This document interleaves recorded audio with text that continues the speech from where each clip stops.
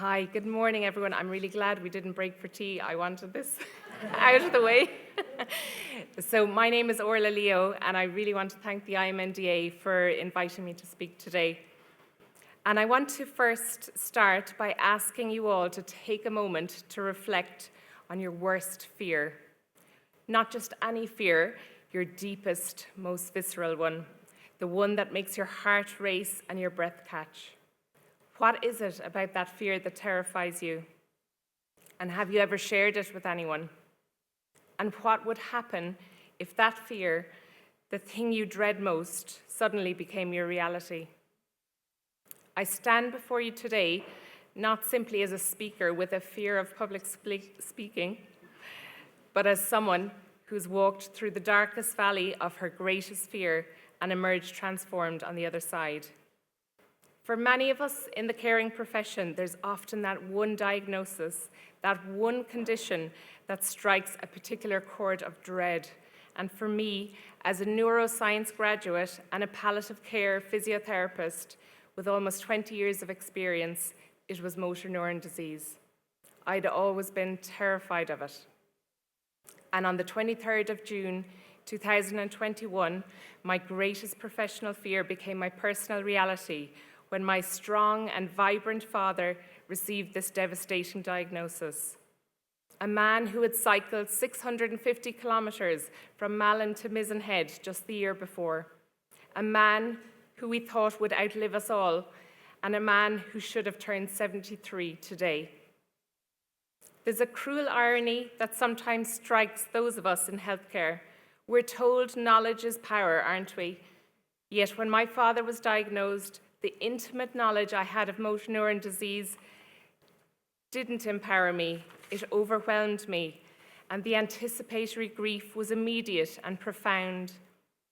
I knew too well what was coming. Life quickly became a living nightmare, and each day was filled with stress, and there was very little to be hopeful for.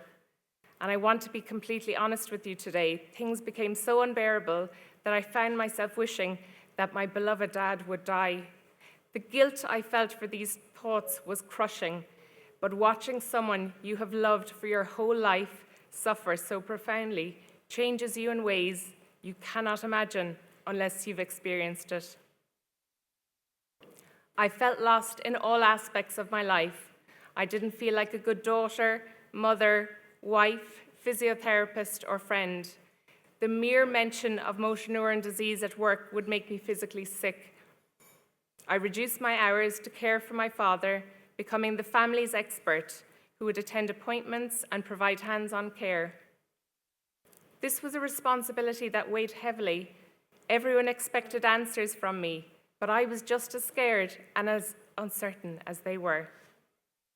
My father became my priority, which meant seeing less of my children and husband, and I felt guilty for this too. Exhaustion soon became my constant companion.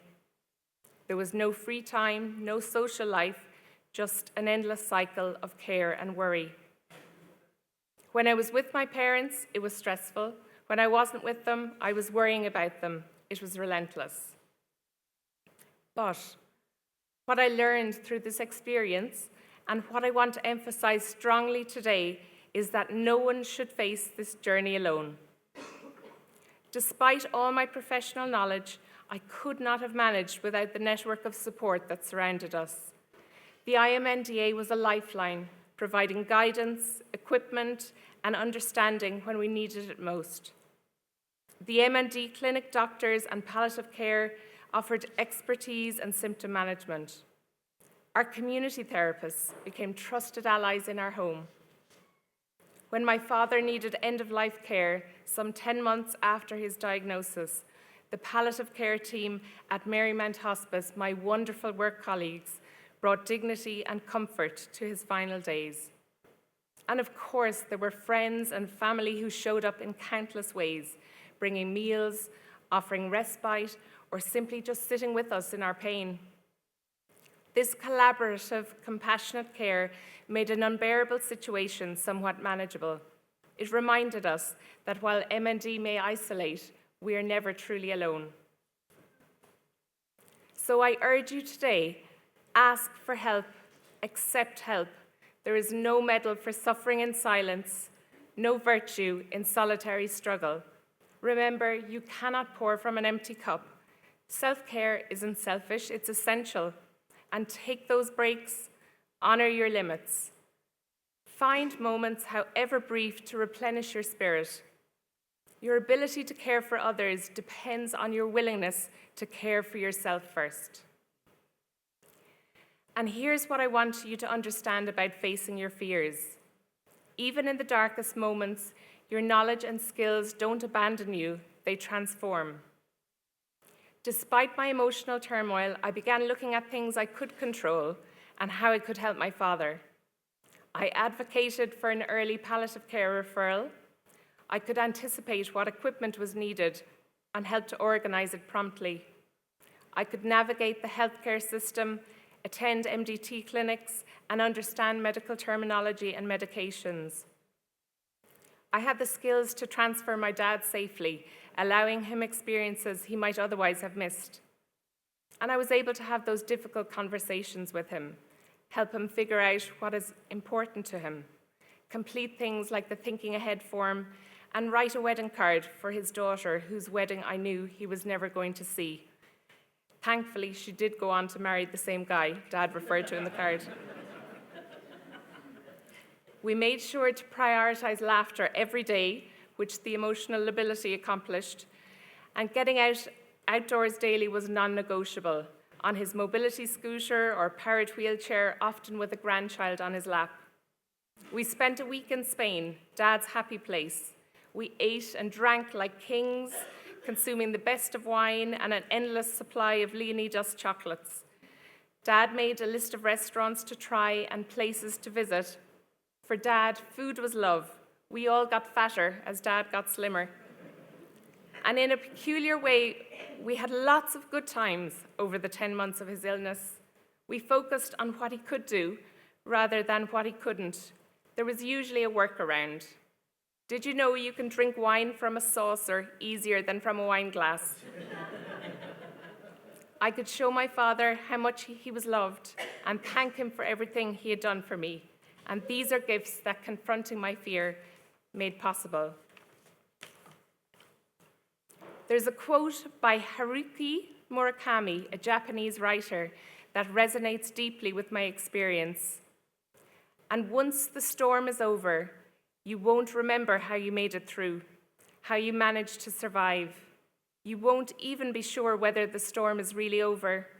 But one thing is certain, when you come out of the storm, you won't be the same person who walked in. That's what the storm is all about. This profound truth captures the essence of what happens when we face our greatest fears. The storm of caring through my father's illness has indeed transformed me. MND has made me a better person.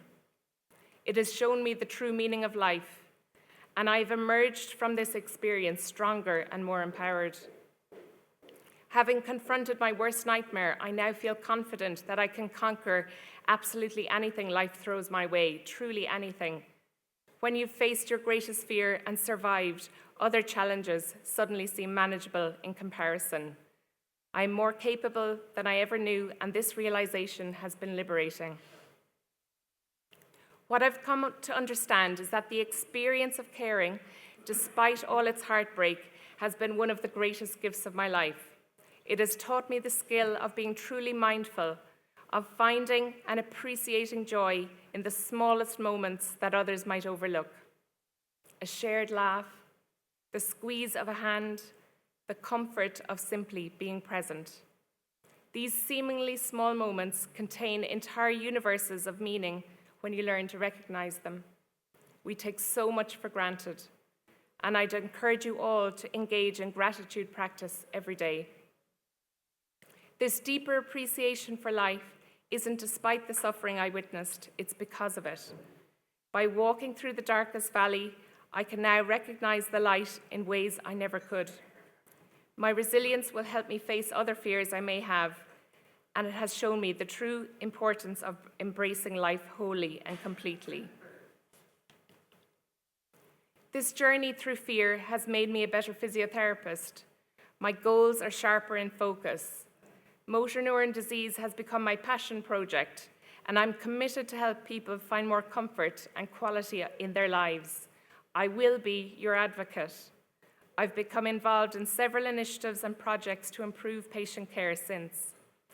And I have an increased awareness of the complexities of caring for someone with a life-limiting illness, invaluable lived experience that textbooks cannot teach.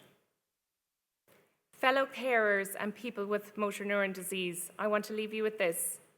When we face our fears, rather than flee from them, we don't merely survive, we transform. Your fear is valid. Your exhaustion is real. Your guilt is understandable. The feeling that you're failing at everything is one many of us share, but these feelings do not define your journey. What defines you is the courage to continue despite these feelings. What matters is showing up day after day, even when it breaks your heart. What transforms you, walking directly into the storm of the greatest fear and finding that you are stronger than you ever imagined. You may not have all the answers, none of us do. You may feel overwhelmed by expectations, we all do. You may worry you're not doing enough. That concern itself proves how deeply you care. You may be afraid to engage with palliative care. Let us help you live better. Facing your fears, whether they're professional or personal, the fear of vulnerability, fear of failure, or death itself, you develop a resilience that will serve you and those you care for in ways you cannot yet imagine. You will discover a capacity to embrace life with newfound appreciation and an unshakable confidence that you can conquer anything that comes your way. And remember this, you are not just a carer, you are a witness to life's most profound moments. You are a companion on someone's most difficult journey. You are, in your own beautiful and broken way, a transformer of suffering. So face your fears, not because it's easy, but because on the other side of fear lies growth, wisdom, and a deeper appreciation of life. Not because the path is clear, but because walking it reveals strengths you never knew you had. Not alone, but surrounded by a community that understands.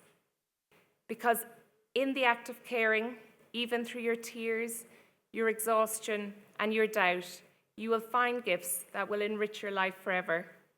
And in transforming your fear, you transform yourself. Thank you.